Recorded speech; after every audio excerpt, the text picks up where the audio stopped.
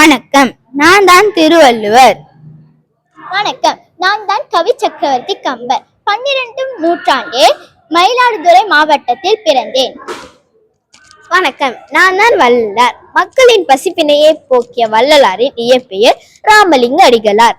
October 5, 1823 Ramaiah பிள்ளை சின்னம்பையார் தம்பதிக்கு மகனாக பிறந்த ராமலிங்க அடிகளார். வணக்கம், நான் தான் ஔவையார். வணக்கம், நான் விவேகானந்தன். உங்களால் யாருக்கும் உதவி செய்ய முடியாது, மாறாக சேவைதான் செய்ய முடியும். வணக்கம், நான் தான் ஔவையார். தாய் கொடுத்த பாலிலே தவழ்ந்து வந்த நெஞ்சிலே காய்திடாமல் காய்த்திடும் கன்னி தமிழை வணங்குவோம். அன்பு நேர்மை அறநெறி அனைத்தும் சேர்ந்த நெஞ்சிலே தீட்டமாகி காத்திடும் செல்வை தமிழை வணங்குவோம். நாட்டில் நல்ல குடிகளாய் நாடும் வாழ நெஞ்சிலே தேட்டமாகி காத்திடும் செல்வை தமிழை வணங்குவோம்.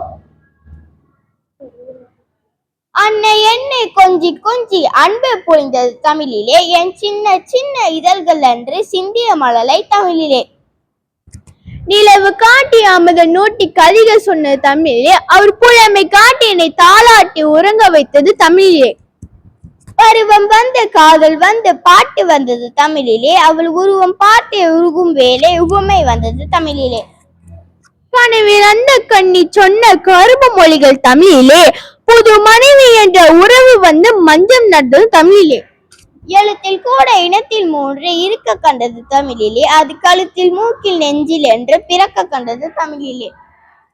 எழுத்தும் சொல்லு இலக்கணத்துள் இருப்பத்தொண்டு மொழியிலே, அவை ஒழுக்கம் என்ற பொருளும் தாயை உயர்ந்து நின்றது தமிழிலே. தொல்காப்பியத்தை துருவ துருவ துளங்கும் அறிவு தமிழிலே, அந்த செல்வம் எல்லாம் உனக்கும் எனக்கும் உரிமை வந்தது தமிழிலே. வாழும் நிறைய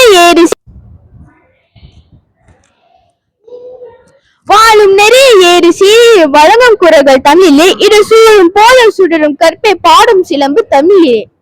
கல்வி கலைகள் யாவும் அன்றே கரைகள் கண்டது தமிழே, அந்த செல்வம் எல்லாம் மறந்து தமிழே சிரிப்பதுண்டோ புவியிலே. ஆவுக்கடுத்து ஆ வருவதேன்? அரசனும் ஆண்டியாளாம் என்பதை அறிந்திட.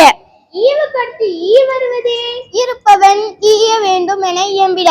ஊவுக்கடுத்து ஊ வருவதேன்? உழைப்பே ஊக்கம் என உணர்த்திட. ஏவுக்கடுத்து ஏ வருவதேன்? ஏதேனும் ஏனென்று சிந்தித்து பார்க்க. ஐ மட்டும் ஏதோடும் சேராமல் தனித்து இருப்பதேன்? அதற்கு நான் ஐ என்ற அகம்பாவம் இருந்தால் தனிமைப்படுத்தப்படுவாய் என்பதனை உணர்த்திட. ஓவுக்கடுத்து ஓ வருவதேன்? ஒற்றுமையை ஓங்கும் என்பதை உணர்த்திட. இத்தகு வாழ்க்கை தத்துவங்களை ஓர் எழுத்தாகிய உயிரெழுத்தில் கூறும் சிறப்பினை பெற்றுள்ளது நம் தாய்மொழியாகிய தமிழ்மொழி. தமிழே மொழி. நன்றி.